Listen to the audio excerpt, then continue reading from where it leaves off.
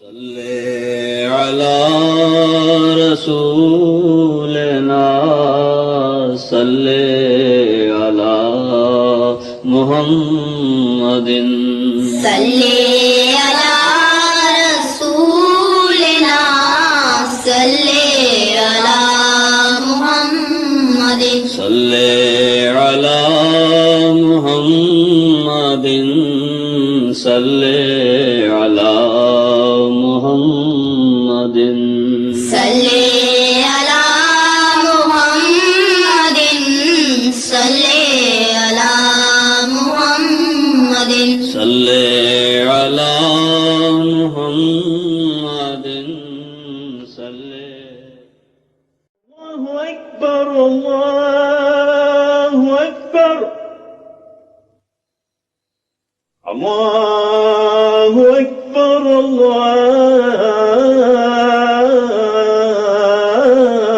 الله أكبر أشهد أن لا إله إلا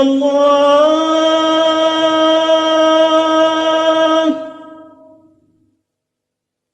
أشهد أن لا إله إلا الله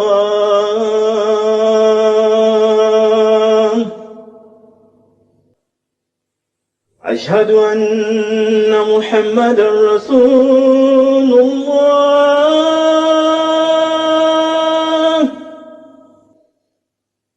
أشهد أن محمدا رسول الله حي على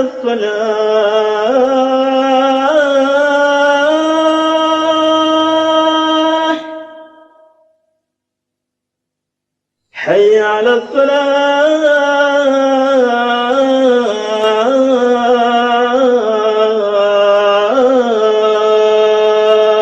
الصلاة حي على الفلاح حي على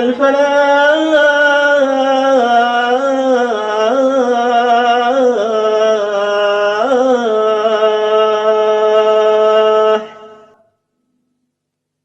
الله أكبر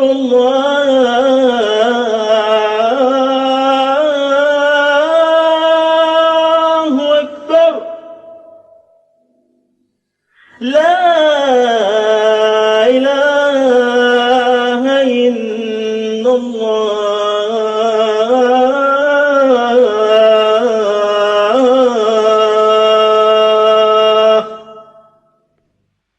أشهد أن لا إله إلا الله وحده لا شريك له وأشهد أن محمدا عبده ورسوله أما بعد فأعوذ بالله من الشيطان الرجيم بسم الله الرحمن الرحيم الحمد لله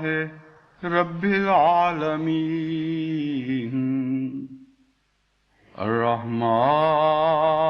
الرحمن الرحيم مالك يوم الدين إياك نعبد وإياك نستعين اهدنا الصراط المستقيم صراط الذين أنعمت عليهم غير المغضوب عليهم ولا الضالين۔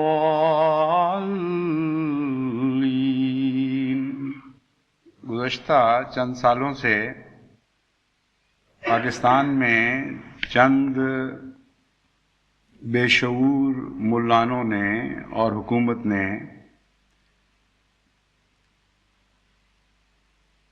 لکھو کھا احمدی مسلمانوں کو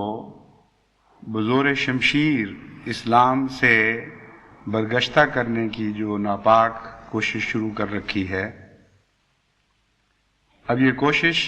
اپنے انجام کو پہنچ رہی ہے۔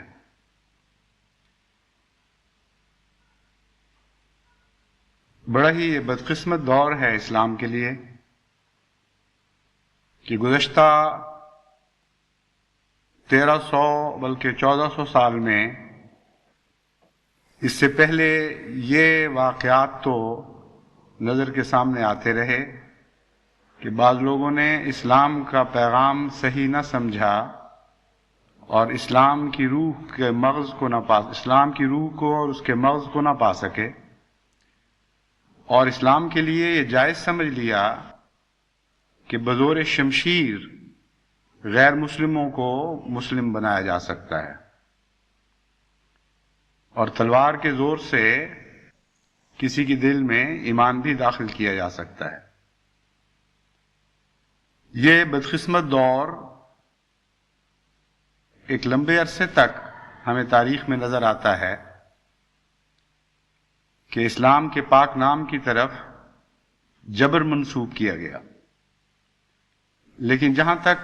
مقصد کا تعلق ہے وہ مقصد اپنی ذات میں اعلیٰ اور پاک تھا۔ اس مقصد کے حصول کا ذریعہ بہت ہی مکروہ تھا، لیکن مقصد بہرحال یہی تھا کہ اسلام کا نام بلند کیا جائے اور تمام عالم میں اسلام کو پھیلایا جائے۔ اگر دلائل سے نہیں پھیل سکتا تو تلوار کے زور سے پھیلایا جائے اور توحید کو قائم کیا جائے۔ اگر برہان اور حجت کے ساتھ توحید قائم نہیں ہو سکتی تو پھر بزور بازو یا نیزے کی انی میں پرو کر بھی اگر توحید دلوں میں داخل کی جا سکتی ہو تو دلوں میں داخل کی جائے۔ تو یہ ایک عجیب مثال ہے ایک نہایت پاک اور اعلیٰ مقصد کی خاطر ایک برے ذریعے کو اختیار کرنے کی، جس سے اسلام کلیتاً مبرہ ہے۔ مگر بہرحال آج کے دور میں ایک بالکل نیا واقعہ آپ کی آنکھوں کے سامنے گزر رہا ہے۔ تاریخ اسلام میں اسلامی حکومت کی طرف سے، کسی اسلامی حکومت کی طرف سے پہلی بار یہ کوشش ہو رہی ہے کہ بزور شمشیر مسلمانوں کو مرتد کیا جائے، بزور شمشیر مسجدوں کو بے آباد کیا جائے، بزور شمشیر دلوں سے اسلام کی محبت نکالی جائے اور تلوار کے زور سے کلمہ طیبہ کے ساتھ روحوں کے تعلق کو منقطع کر دیا جائے۔ یہ دردناک واقعہ اس سے پہلے کبھی عالم اسلام میں نہیں گزرا تھا۔ ایک کربلا تو وہ تھی جس میں حضرت اقدس محمد مصطفیٰ صلی اللہ علیہ وآلہ وسلم کے پاکیزہ اولاد پر انتہائی مکروہ مظالم کیے گئے، اور آج تک اسلام اس واقعے کی یاد سے یا اہل اسلام اس واقعہ کی یاد سے روتے اور گریہ وزاری کرتے ہیں۔ اور ایک یہ کربلا کا دور ہے کہ حضرت محمد مصطفیٰ صلی اللہ علیہ وآلہ وسلم کے پیغام، اس اعلیٰ مقصد کو ذبح کیا جا رہا ہے جس مقصد کی خاطر لاکھوں مسلمان اس زمانے میں بھی ذبح ہونے کے لیے تیار تھے، اور آج بھی خدا تعالیٰ کے فضل سے احمدیوں کی شکل میں یہ ہر کربلا کو قبول کر لیں گے، لیکن کلمے پر آنچ نہیں آنے دیں گے۔ اب تصور کیجئے کہ آئندہ کا مورخ کس طرح ان واقعات کو دیکھے گا اور کس تعجب سے ان واقعات پر نگاہ کرے گا کہ اسلامی حکومت خواہ وہ بزور شمشیر ہی آئی ہو، خواہ وہ آمریت کے ذریعے ہی مسلط کی گئی ہو، مگر بہرحال وہ ایک اسلامی حکومت کہلاتی تھی۔ وہ ملا خواہ وہ اسلام کی روح اور مغز سے ناواقف ہو چکے ہوں، مگر بہرحال اسلام ہی کی طرف منسوب ہوتے تھے، وہ کیسے اس بات پر آمادہ ہوئے کہ کلمہ توحید کو زبردستی مٹانے کا بیڑا اٹھا لیں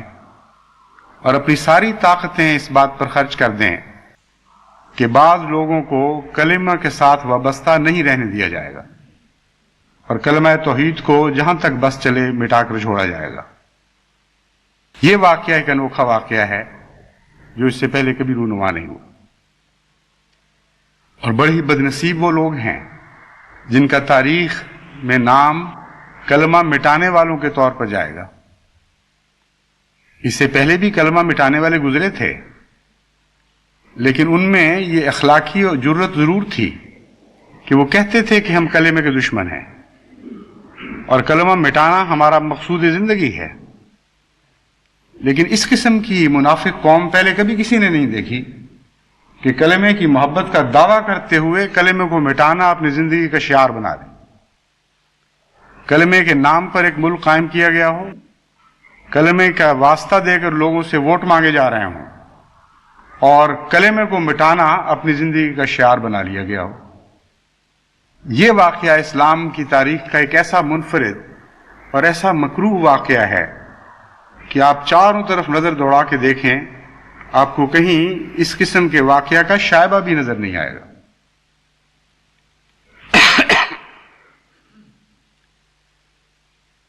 ان امور پر نگاہ کر کے بضع اوقات بعض احمدی یہ سوچتے ہیں، اور طبعاً ان کی یہ سوچ جائز معلوم ہوتی ہے، کہ ان دو باتوں میں اتنا تضاد ہے کہ یہ ہو نہیں سکتا کہ ایک انسان واقعتاً مومن ہو، خدا پر اور اسلام پر ایمان رکھتا ہو، اور ایسی مکروہ حرکات کرنے کا تصور بھی کر سکے۔ اس لیے وہ یہ نتیجہ نکالتے ہیں کہ یہ سارے لوگ کلیتاً یقینی طور پر دہریاں ہیں اور محض ایک فریب کاری ہے۔ اسلام کا نام اپنے مقاصد کے لیے استعمال کیا جا رہا ہے، نہ اسلام سے تعلق ہے نہ خدا سے تعلق ہے، لیکن اتنا بڑا الزام دھرنا کسی کی ذات پر یا کسی گروہ پر کہ وہ دل سے اس بات کا کلیتاً منکر ہے جس کا ادعا کر رہا ہے، یہ جرت بھی یہ جرت اختیار کرنے کی بھی اسلام اجازت نہیں دیتا۔ نہ ہم اپنے لیے یہ پسند کرتے ہیں، نہ کسی اور کے لیے یہ پسند کرتے ہیں کہ جو وہ دعویٰ کرتے ہیں اس کے برعکس کوئی دعویٰ ان کی طرف منسوب کریں، اگرچہ عقل کے لحاظ سے بظاہر یہی نتیجہ نکلتا ہو کہ ایسے لوگ اپنے دعوے میں یقیناً جھوٹے ہوں گے، کیونکہ خدا کی ہستی پر ایمان لانے والے ایسا متضاد طریق اختیار نہیں کر سکتے۔ ناممکن ہے کہ کلمے کی محبت کا بھی دعویٰ ہو اور کلمہ مٹانا اپنی زندگی کے عزائم میں داخل کر لیا گیا ہو۔ ان باتوں پر غور کرتے ہوئے قرآن کریم کی ایک آیت پر میری نظر پڑی تو یہ مسئلہ حل ہوا۔ اللہ تعالیٰ فرماتا ہے کہ دنیا میں بعض ایسے بھی بیوقوف ہوتے ہیں جو نہایت مکروہ کام کرتے ہیں، لیکن ان کا عمل ان کو حسین دکھائی دیتا ہے۔ زُیِّنَ لَهُ عَمَلُهُ، ان کا عمل ان کے لیے زینت دیا جاتا ہے، خوبصورت بنا دیا جاتا ہے۔ فَرَآهُ حَسَنًا، اور وہ اس کو حسین دیکھنے لگتے ہیں۔ جہاں تک انسانی فطرت کا تعلق ہے، عام انسانی مشاہدہ کا تعلق ہے، ایسے واقعات بھی ہمیں نظر آتے ہیں مگر پاگلوں میں نظر آتے ہیں۔ یعنی امر واقعہ یہ ہے کہ ایک آدمی بہلانے کے لیے، دل کو بہلانے کے لیے کبھی یہ کہہ دیتا ہے کہ میرا یہ گھر محل کی طرح ہے، یا جو میں نے کپڑے پہنے ہوئے ہیں یہ شاہی لباس ہے، یا بچوں کو بہلانے کی خاطر ٹھیکریاں پکڑا کر ان کو ہیرے اور جواہر بھی کہہ سکتا ہے۔ لیکن یہ ساری باتیں ہوش و حواس رکھنے والے بھی یا خود اپنے نفس کو دھوکہ دینے کی خاطر استعمال کرتے ہیں یا دوسروں کو دھوکہ دینے کے لیے استعمال کرتے ہیں. اور ہم عام عرف عام میں کہتے ہیں دل کا بہلاوا ہے اور اس میں حقیقت کچھ نہیں. لیکن بعض پاگل ہم نے ایسے بھی دیکھے ہیں کہ لوہے کی تار باندھی ہوئی ہے انگلی پر اور کہہ رہے ہیں کہ یہ ایک ملکہ کی انگوٹھی ہے جو ہمارے مقدر میں لکھی گئی تھی، جو ہم نے اپنے آباء و اجداد سے ورثے میں پائی تھی. پھٹے پرانے چیتڑے پہنے ہوئے ہوتے ہیں اور ان کو خلت شاہی قرار دے رہے ہوتے ہیں. سر کے اوپر ایک بوسیدہ بدبودار ٹوپی پڑی ہوگی اور وہ بڑی عزت اور احترام سے اس کو ہاتھ لگائیں گے اور کہیں گے یہ شاہی تاج ہے جو ہمارے سر پر ہے. نہایت بوسیدہ حال میں، نہایت پراگندہ حال میں آپ کو ایسے بھی پاگل نظر آئیں گے جو بڑے فخر کے ساتھ یہ اعلان کرتے پھرتے ہیں کہ ہم ساری دنیا کے بادشاہ ہیں اور ساری دنیا کے تاج اور مملکتیں اور ان کی تمام خزائن ہمارے قبضے میں دیے گئے ہیں. تو پاگل پن میں ایسا ہوتا ہے. تو قرآن کریم فرماتا ہے کہ بعض دفعہ مذہبی جنون یہ شکل اختیار کر لیا کرتا ہے اور تم یہ نہ سمجھو کہ یہ لوگ جھوٹے ہیں. بظاہر جھوٹے نظر آئیں گے، یعنی ان معنوں میں جھوٹے کہ خود بھی جان بوجھ کر دھوکہ دے رہے ہیں. فرماتا ہے یہ خود اتنے پاگل ہو چکے ہوتے ہیں کہ ان کو نہایت مکروہ کام خوبصورت دکھائی دیتے ہیں. اور یہ جو ان کا فعل ہے یہ بظاہر خواہ کتنا ہی حسین ان کو دکھائی دے رہا ہو، خدا کی نظر میں ایک گمراہ کا فعل ہے اور اس کی پاداش سے یہ بچائے نہیں جائیں گے. یہ اعلان ہے جو قرآن کریم میں کیا جا رہا ہے. تو اس لیے میں ان احمدیوں کو جو اس فیصلے میں جلدی کرتے ہیں کہ عملاً دھوکہ دینے کی خاطر کلیتاً دہریہ لوگ ہیں جو محض اسلام کا نام استعمال کر کے دھوکہ دے رہے ہیں اور ان کے دل میں کچھ بھی نہیں، اتنا بڑا فتویٰ ان لوگوں کے متعلق صادر نہ کیا کریں. میں ان سے یہ کہتا ہوں کیونکہ دلوں کا حال تو اللہ بہتر جانتا ہے اور اسی دلوں کے حال جاننے والے نے ہمیں خبر دے دی ہے اپنے پاک کلام میں کہ جہاں تک دعوی کا تعلق ہے تم وہیں تک رہا کرو، اس سے آگے نہ بڑھا کرو. دلوں کا حال میں بہتر جانتا ہوں اور میں تمہیں باخبر کرتا ہوں کہ مذہبی دیوانے بس ایسے بھی پاگل ہوتے ہیں کہ نہایت مکروہ اور بد کام کرتے ہیں، نہایت بھیانک اعمال رکھتے ہیں اور سمجھ رہے ہوتے ہیں اپنی بیوقوفی میں کہ ہم بہت ہی اچھے کام کر رہے ہیں. بس مذہبی دنیا کی تاریخ پر جب آپ نظر ڈالتے ہیں اور حق اور باطل کی جنگ کا مطالعہ کرتے ہیں تو دونوں طرف اسی قسم کے دیوانے دکھائی دیں گے اور یہ عجیب منظر نظر آئے گا کہ ہر شخص دوسرے کو دیوانہ کہہ رہا ہوتا ہے. انبیاء کو ان کے مخالفین دیوانہ کہہ رہے ہوتے ہیں اور خدا کہتا ہے کہ انبیاء کے مخالفین دیوانے ہیں. اور اسی مضمون کو قرآن کریم میں اللہ تعالیٰ یوں بھی بیان فرماتا ہے وَإِذَا قِيلَ لَهُمْ آمِنُوا كَمَا آمَنَ النَّاسُ قَالُوا أَنُؤْمِنُ كَمَا آمَنَ السُّفَهَاءُ أَلَا إِنَّهُمْ هُمُ السُّفَهَاءُ وَلَكِنْ لَا يَعْلَمُونَ. کہ جب انہیں کہا جاتا ہے کہ ایمان لے آؤ جس طرح لوگ ایمان لا رہے ہیں تو جواب میں یہ کہتے ہیں کہ کیا ہم اسی طرح ایمان لے ہیں جیسے یہ بے وقوف یہ پاگل ایمان لا رہے ہیں. قل ان سے کہہ دو کہ تم خود ہی دیوانے ہو، تم خود ہی بے وقوف ہو، یا یوں کہہ دو اللہ یا الا انہم هم السفہاء. خدا یہ اعلان کرتا ہے کہ خبردار یہ خود ہی بے وقوف اور دیوانے لوگ ہیں لیکن ان کو علم نہیں. تو وہاں بھی لا یعلمون کہہ کر ان کے دعوے کو اس رنگ میں نہیں جھٹلایا کہ جھوٹ بول رہے ہیں، بلکہ یہ فرمایا کہ ہیں دھوکے میں مبتلا، بے وقوف تو بہت بڑے ہیں لیکن پتہ نہیں کہ ہم بے وقوف ہیں. تو ایسا بے وقوف جس کو یہ نہ پتا ہو کہ میں بے وقوف ہوں اس کا انجام اس سے زیادہ بد ہوا کرتا ہے جس کو پتا ہو کہ میں ایک غلط کام کر رہا ہوں، اور اس بد انجام سے وہ اس لیے بچ نہیں سکتا کبھی کہ مجھے علم نہیں تھا کہ میں بے وقوف ہوں۔ بے وقوفی کی علمی ایک بہت بڑی بلا ہے، اپنی جہالت سے کا شعور نہ رکھنا جہالت میں اضافہ کرنے کا مجھے بنا کرتا ہے۔ جو لوگ بیچارے سادہ مزاج ہوں اور منکسر مزاج بھی ہوں، بسا اوقات وہ جانتے ہیں کہ ہم سادہ مزاج ہیں اور تسلیم کر لیتے ہیں، کہتے ہیں بھئی ہمیں تو زیادہ پتہ نہیں، اگر ہم سے غلطی ہو گئی تو معاف کر دینا، غلطی ہو گئی تو ہماری رہنمائی کر دینا۔ لیکن بعض بدقسمت بیچارے نہایت بے وقوف ہوتے ہیں اور اپنے آپ کو بہت چالاک سمجھ رہے ہوتے ہیں، اور ان کا انجام ہمیشہ عام بے وقوفوں کی نسبت بہت زیادہ بد ہوتا ہے۔ تو قرآن کریم ایک عظیم کتاب ہے، حیرت انگیز ہے، عالم الغیب والشہادہ کا کلام ایسا دل کی باریکیوں پر نگاہ رکھتا ہے اور ایسے ایسے رازوں سے ہمیں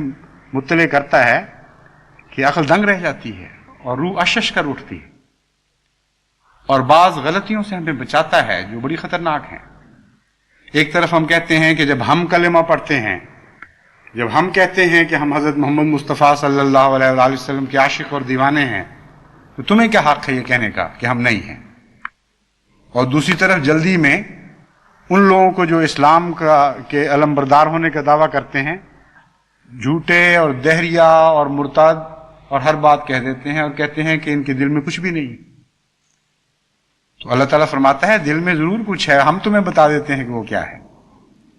تمہیں یہ حق کوئی نہیں ہے کہ دعوے کا انکار کرو، لیکن انسانی فطرت کے راز ہم تمہیں سمجھاتے ہیں، ان کو سمجھ لو اور پھر صحیح بات کیا کرو۔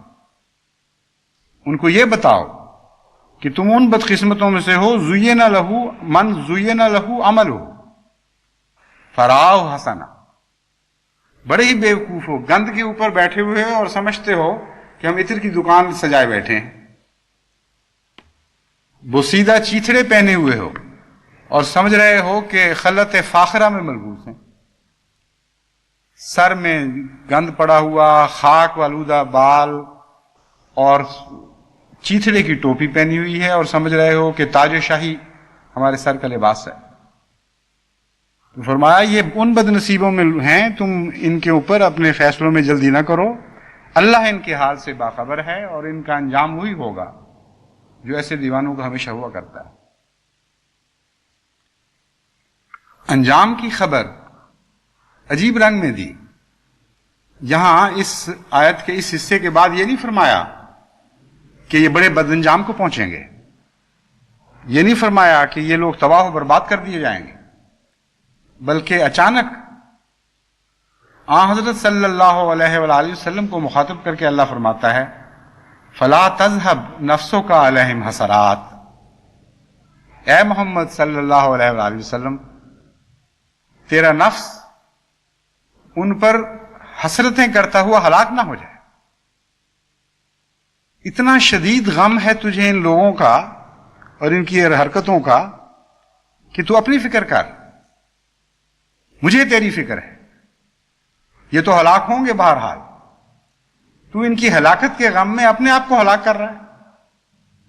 کتنا عظیم کلام ہے، کس طرح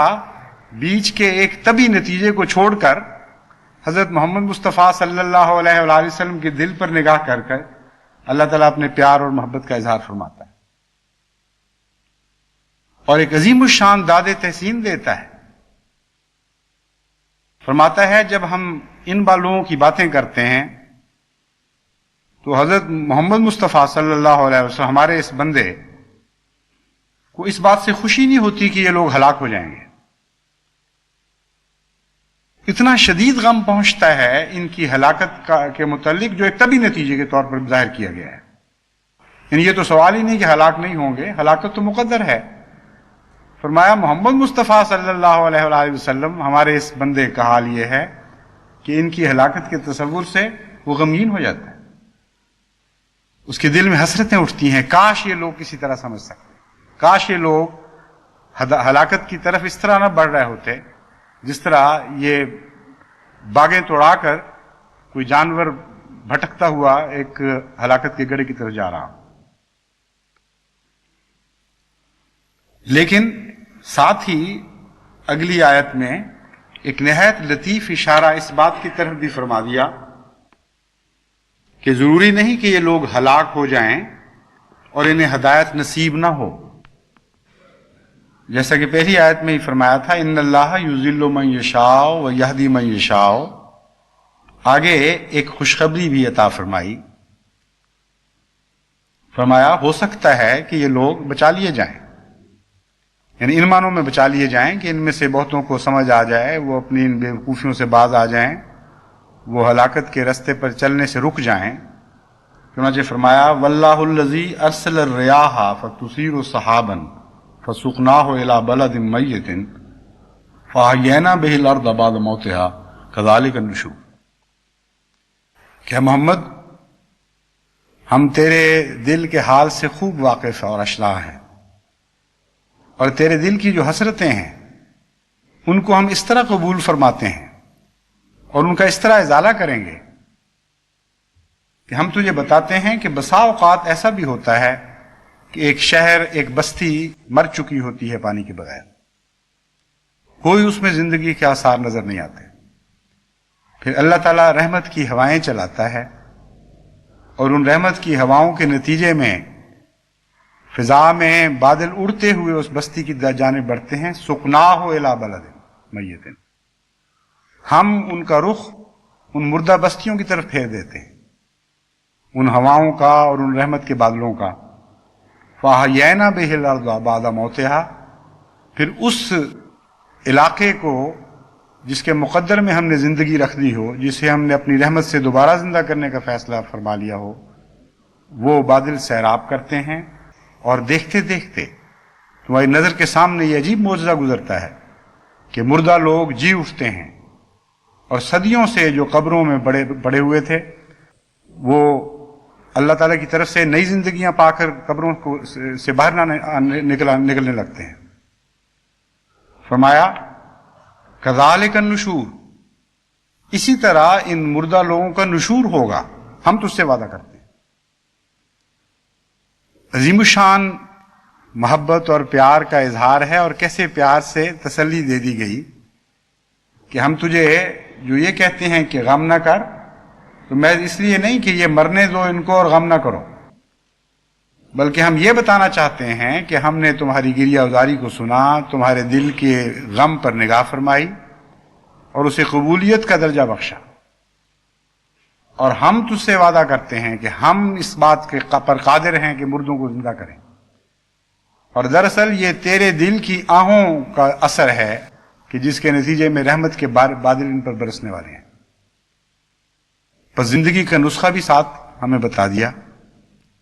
قوم کی نفسیات کا تجزیہ بھی کر دیا، اور صحیح طریق بتایا کہ کس طرح اس قوم کی تم مدد کر سکتے. پس جماعت احمدیہ کے لیے بھی کوئی مایوسی کی وجہ نہیں ہے. لا تقنطوا من رحمت اللہ، لا تقنطوا من روح اللہ، ہرگز اپنے رب کی رحمت سے مایوس نہ ہو، ہرگز یہ وہم بھی دل میں نہ لاؤ کہ معاملہ ہاتھ سے اس طرح گزر چکا ہے، ہاتھ سے نکل چکا ہے کہ اب اس قوم کے بچنے کی کوئی امید باقی نہیں رہی. جو لوگ اس قسم کے فیصلوں میں جلدی کر دیتے ہیں وہ بہت بڑی بڑی کامیابیوں سے محروم رہ جایا کرتے ہیں. اس لیے مومن کا یہ کام ہے کہ آخر وقت تک اپنی جد و جہد کو جاری رکھے اور اپنی امیدوں کو منقطع نہ ہونے دے، اور دعاؤں کے ذریعے اور صبر کے ذریعے اور نیک نصیحت کے ذریعے اپنی ذمہ داریوں کو آخر دم تک ادا کرتا رہے. جس طرح سپاہی وہی اچھا لگتا ہے جو آخر وقت تک لڑتا ہوا میدان میں مارا جاتا ہے، پھر اس کی موت بھی زندگی بن جاتی ہے اور اس کی زندگی بھی زندگی ہوا کرتی ہے. بس الہی جماعتوں کی بھی یہی شان ہوا کرتی ہے کہ وہ آخر وقت تک اپنے پیغام سے غافل نہیں رہتے، اپنے فرائض کو ادا کرتے چلے جاتے ہیں، اور اس بات کی پرواہ نہیں کرتے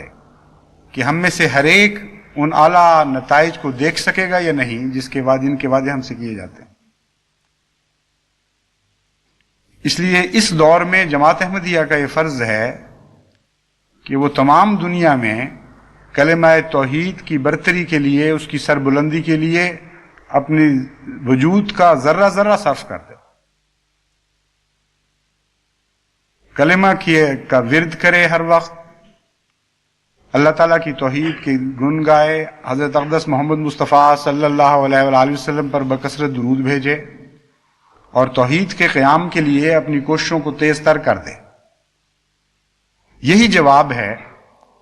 اور جب عملاً ہم کلمے سے محبت کا اس رنگ میں اظہار کریں گے کہ اگر ایک جگہ کوشش کی جا رہی ہے کہ ہم سے کلمے کو چھین لیا جائے، تو 1000 جگہ ہم کلمے کے جھنڈے کو بلند کر کے اس کوشش کو ناکام کر رہے ہوں گے۔ اور اگر ہمارے دلوں میں واقعتاً حسرتیں ہوں گی ان لوگوں کے لیے، ان کی ناپاک کوششوں پر تکلیف تو ہوگی، لیکن ان کی ہلاکت پر پھر بھی حسرت ہی ہوگی۔ اگر ہم اس نیک جذبے کو اپنائیں گے اور اس سنت محمد مصطفیٰ صلی اللہ علیہ وآلہ وسلم کو زندہ کریں گے، تو یقین رکھیں کہ سنت محمد مصطفیٰ کو زندہ کرنے والوں کو خدا نے کبھی مرنے نہیں دیا۔ آپ کے ساتھ بھی یہی ہوگا۔ یہ عجیب دور ہے کہ تضاد پر تضاد بڑھتا چلا جا رہا ہے اس ملک میں، اور ان کو کوئی سمجھ نہیں آ رہی کہ ہم کیا کہہ رہے ہیں اور کر کیا رہے ہیں۔ ابھی چند دن ہوئے ایک یہ اعلان کیا گیا تھا کہ اس ملک میں یعنی پاکستان میں مشرکوں کی کوئی جگہ نہیں۔ بالکل سچ ہے۔ جو ملک کلمہ توحید کی خاطر بنایا گیا ہو اس میں مشرکوں کی کوئی جگہ نہیں ہونی چاہیے۔ لیکن مشرک کون تھا؟ وہ جو کلمہ کی خاطر جانے دے رہا تھا، یا وہ جو کلمہ مٹانے کے در پہ تھا؟ مشرک دو قسم کے ہوتے ہیں۔ کچھ وہ مشرک جو بت بناتے ہیں اور ان کی پوجا کرتے ہیں، اپنے نفس کی خواہشوں کو خدا بنا لیا کرتے ہیں اور ان کی عبادت کرتے ہیں، لیکن اپنے کام سے کام رکھتے ہیں۔ وہ لوگ بھی یقیناً خدا کے غضب کا مورد بنتے ہیں، لیکن کچھ بدقسمت ایسے بھی مشرک ہوا کرتے ہیں جو شرک کے انتہائی مقام پر پہنچ جاتے ہیں۔ وہ صرف بتوں کی عبادت نہیں کرتے، وہ صرف خود اپنے آپ کو خدا بنوانے کی کوشش نہیں کیا کرتے، بلکہ سچے خدا کی بادشاہی کو تباہ کرنے کے درپے ہو جاتے ہیں۔ وہ کلمہ توحید کو برداشت نہیں کر سکتے اور اپنی ساری کوششیں اس بات پر خرچ کرتے ہیں کہ کسی طرح کلمہ توحید کو مٹایا جائے۔ ایسے مشرکوں کا حال بدتر ہوا کرتا ہے۔ بس آج یہ عجیب واقعہ گزرا ہے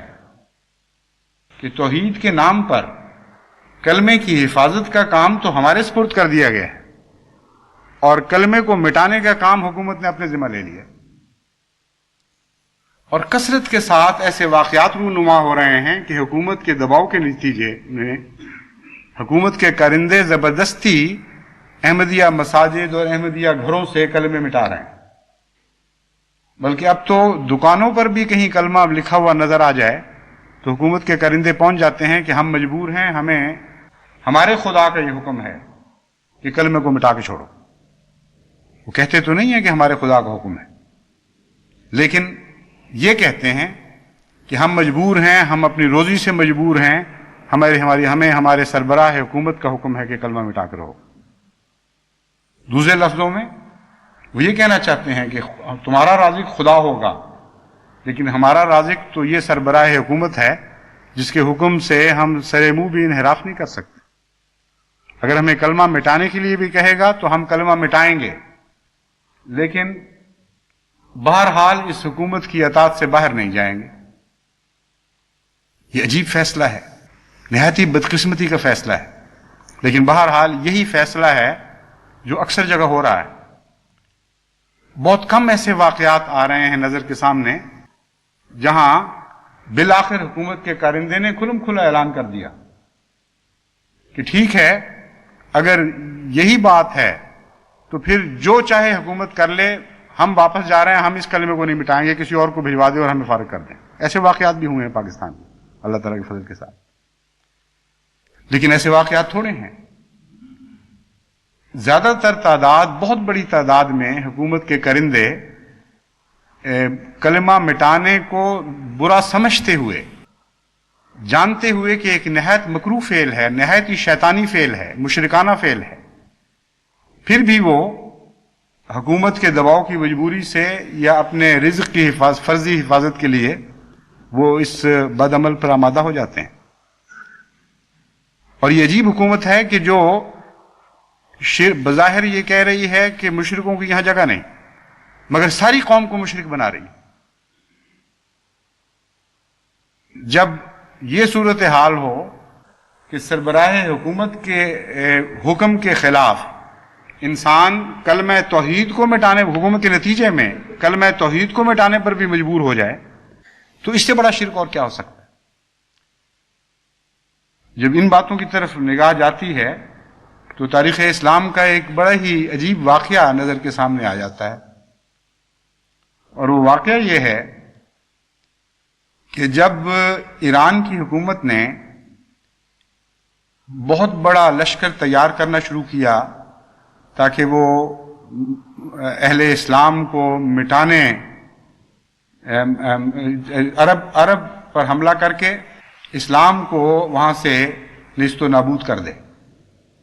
اور یزدگر جو بادشاہ تھا اس وقت کا کسریٰ، اس نے رستم کے سپرد یہ کام کیا. وہی رستم جو اپنی پہلوانی میں ضرب المثل بن چکا ہے، اور بہت بڑا لشکر تیار کیا جا رہا تھا. اس بات کی اطلاع جب حضرت سعد بن وقاص نے حضرت عمر رضی اللہ تعالیٰ عنہ کی خدمت میں بھجوائی تو حضرت عمر نے جواباً یہ فرمایا کہ تمہیں گھبرانے کی کوئی ضرورت نہیں، تم ایک وفد بھجواؤ اس بادشاہ کی سلطنت میں، بادشاہ کے دربار میں، اور اس کو ساری صورتحال سے آگاہ کرو اور بتاؤ کہ اسلام یہ چاہتا ہے، اور جبراً جب اسلام کو مٹانے کی کوشش کی گئی تو ہم نے خدا تعالیٰ کی اجازت سے جوابی کارروائی کی، اور اللہ تعالیٰ نے ہمیں ان علاقوں پر فتوحات عطا فرمائی ہیں. اس لیے اسلام ایک امن کا مذہب ہے، خدا کی توحید کا علمبردار مذہب ہے، تمہیں بے وجہ اس سے دشمنی کی کوئی ضرورت نہیں ہے. بہرحال وہ وفد بھجوایا گیا جس میں ایک روایت کے مطابق عاصم بن عمر اس کے سربراہ تھے، اور ان کے ساتھ نعمان بن مقرن اور اشعث بن قیس اور قیس بن زرارہ اور عمر بن مادی کرب وغیرہ، یہ سب اس وفد میں شامل تھے. کسریٰ کے دربار میں جب یہ وفد پہنچا اور گفت و شنید شروع ہوئی تو شروع میں کسریٰ نے، یزدگر نے بہت ڈرانے دھمکانے کی کوشش کی اور کہا کہ تمہارا بد انجام اسی طرح ہوگا جس طرح اس سے پہلے عرب کے جاہل قبائل کا ہوتا رہا ہے،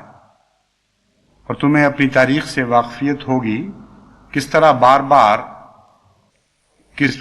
ہم سے پہلے کسراؤں نے ایسے جاہل باغیوں کو شدید سزائیں دی ہیں. تو اپنی عاقبت کا فکر کرو اور ہوش کرو اور ان باتوں سے باز آ جاؤ، اور ہم تمہیں اس کے جواب میں یہ کہتے ہیں کہ تم پر ہم ایک نرم دل بادشاہ مقرر کرنے کا فیصلہ کر چکے ہیں. اگر تم ہماری شرطیں مانتے ہو تو ہم ایک نرم دل بادشاہ تمہیں دیں گے جو تمہارا ہر طرح سے خیال رکھے گا، اور اگر تم بھوکے ہو تو ہم تمہیں روزی کا سامان بھی مہیا کر دیتے ہیں، اگر تمہیں ننگے ہو تو ہم تمہیں کپڑے دے دیں گے، لیکن یہ جو سلطنت بنا لی ہے اسلام کے نام پر، اس کا خیال دل سے مٹا دو، یہ سلطنت اب ہمارے دامن میں نہیں رہ سکتی. جواب میں ان میں سے ایک نمائندے نے کہا کہ عاصم بن عمر تو نہیں تھے، وہ ایک دوسرے نمائندہ تھے قیس بن زرارہ. انہوں نے اجازت لی کہ میں جواب دیتا ہوں. انہوں نے کہا کہ بات یہ ہے کہ ہم تو یہ پاک دین رکھتے ہیں، اور تم نے جو باتیں بھی اہل عرب کے متعلق بیان کی ہیں ان سب کو درست تسلیم کرتے ہیں، لیکن وہ زمانے گئے جس زمانے میں عرب جاہل اور بدو ہوا کرتے تھے اور ہوائے نفس کی خاطر لڑا کرتے تھے. اب تو ایک عظیم روحانی انقلاب آ چکا ہے، اب ہم وہ لوگ نہیں رہے. اس لیے تم ہوش کرو اور سمجھو کہ کن لوگوں سے مخاطب ہو. اب تو ہم میں خدا کا ایک ایسا پیغمبر ظاہر ہو چکا ہے جس نے ہماری کایا پلٹ دی. اس لیے اب وہ قوم نہیں ہے جس کو تم سمجھ کے آج ذلیل اور رسوا کرنا چاہتے ہو. ایک نئی قوم ہے جسے اللہ تعالیٰ فتوحات پر فتوحات عطا فرماتا ہے. اس لیے اپنی عاقبت کا فکر کرو بجائے اس کے کہ ہماری عاقبت کے بارے میں پریشان ہو. یہ جواب سن کے مورخین کہتے ہیں کہ غصے سے کچھ دیر تو وہ کانپتا رہا، اپنے ہونٹ چباتا رہا اور کوئی جواب نہیں نکلتا تھا غصے کی شدت کے نتیجے میں. آخر اس نے اپنے ایک ملازم کو کہا کہ مٹی کی ایک ٹوکری بھر کے لاؤ. اور جب مٹی کی ٹوکری دربار میں پہنچی تو اس نے ان کو مخاطب کر کے کہا کہ سنو، تمہارا اپنے امیر سے یا جو بھی اس کو تم کہتے ہو اس کو جا کر میرا یہ پیغام پہنچا دو کہ اگر تاریخ ایران اس بات کی مانے نہ ہوتی اور میرے آباء و اجداد کی عزت کا سوال نہ ہوتا جنہوں نے کبھی کسی سفیر کو قتل نہیں کیا، تو میں ان سب کو قتل کروا دیتا. لیکن چونکہ مجھے اپنے آباء و اجداد کی روایات کی عظمت کا احترام ہے اس لیے میں یہ فعل نہیں کروں گا. لیکن تمہارے مقدر میں اس مٹی کے سوا اور کچھ نہیں ہے جو تمہیں میں بھجوا رہا ہوں. اور جہاں تک تمہارے انجام کا تعلق ہے، اس کے بعد کیا ہونے والا ہے، تو میں رستم کو تمہاری سرکوبی کے لیے بھجواؤں گا اور وہ تم سب کو قادسیہ کی خندق میں دفن کرے گا اور عرب کی سرزمین کو سابور کی طرح پامال کر دے گا اور وہاں سے زندگی کا نام و نشان مٹا دے گا. یہ میرا جواب ہے، تم یہ جواب لے کر روانہ ہو. ایک روایت میں آتا ہے کہ سعد بن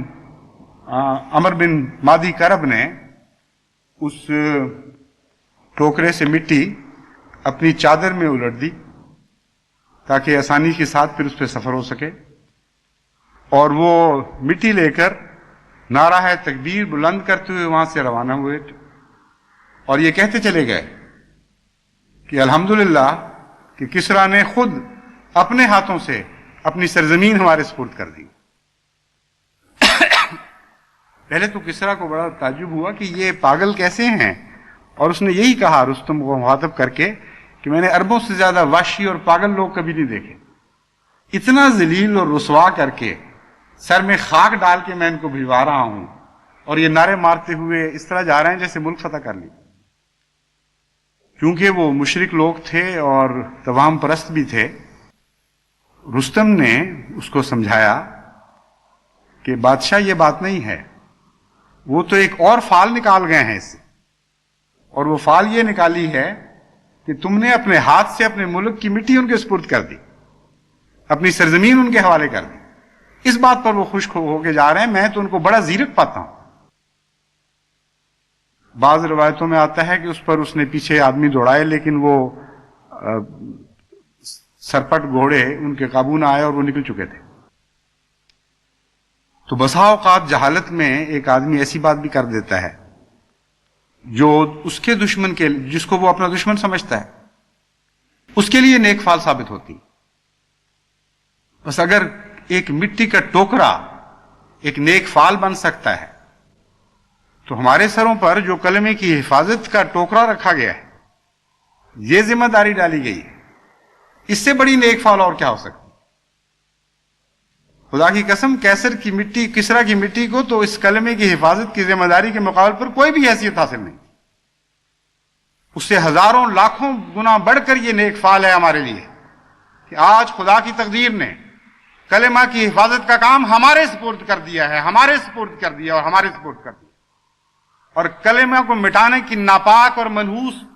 ذمہ داری تمہارے اوپر ڈالی گئی. لیکن ہم یہ فیصلہ کر چکے ہیں، اور خدا کی قسم ہمارا بوڑھا اور بچہ اور ہماری عورتیں اور جوان اور کم سن سارے اس عہد کے اوپر ہمیشہ پورے رہیں گے کہ کلمہ توحید کی ہم حفاظت کریں گے اور کلمہ توحید کو نہیں مٹنے دیں گے، نہ ظاہر میں نہ باطن میں.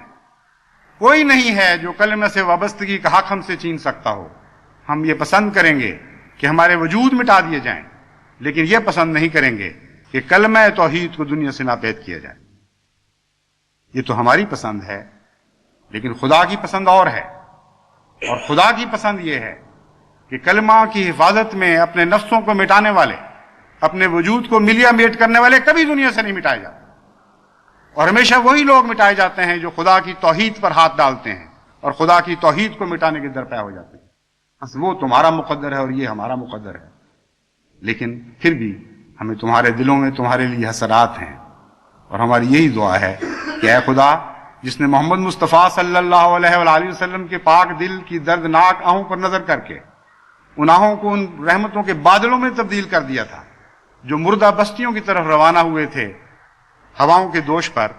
اور جنہوں نے رحمتوں کی اور زندگی کی بارشیں برسا دی تھیں، اے خدا، ہم محمد مصطفیٰ کے عاجز غلاموں پر بھی ویسے ہی رحم کی نظر فرما. ہمارے دل کی آہوں کو بھی ہماری قوم کے لیے رحمتوں کے بادلوں میں تبدیل فرما دے. اس مردہ بستی کو ہماری آہوں، ہمارے دل کے خون کا ہر قطرہ پھر زندہ کر دے، اور سارا ملک کلمہ توحید کے ایسے نعروں سے گونج اٹھے جن کے مقدر میں کبھی مرنا نہ ہو، ہمیشہ پھیلتے چلے جائیں اور تمام دنیا پر یہ آواز غالب آتی چلی جائے. خدا کرے کہ ایسا ہی ہو.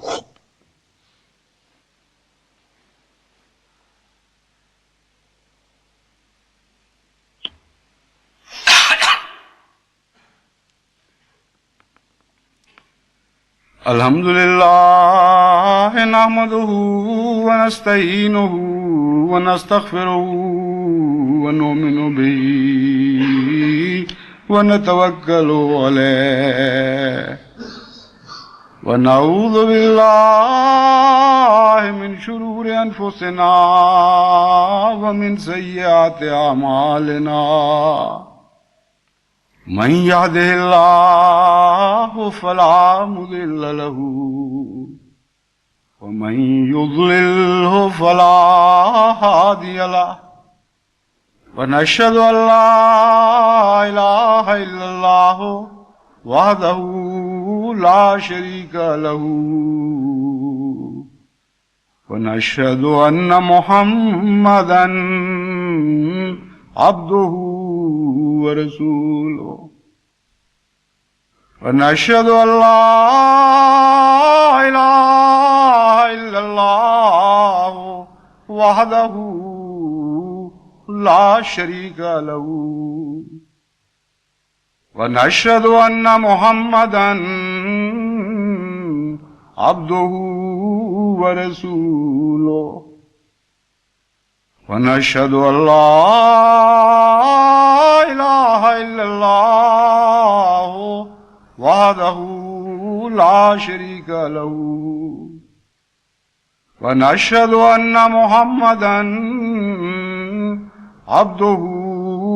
ورسوله. عباد الله رحمكم الله،